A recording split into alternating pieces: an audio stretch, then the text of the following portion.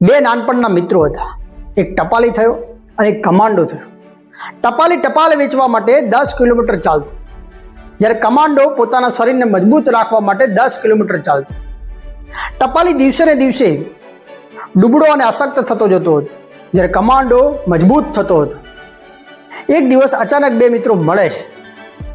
ટપાલીને જોઈને કમાન્ડો ખૂબ દુઃખી થઈ જાય છે, કેમ કે ટપાલીનું શરીર ખૂબ જ થાકેલું હોય છે, એની તબિયત ખરાબ રહેતી હોય છે. પછી તે તેના મહાત્મા પાસે લઈ જાય છે.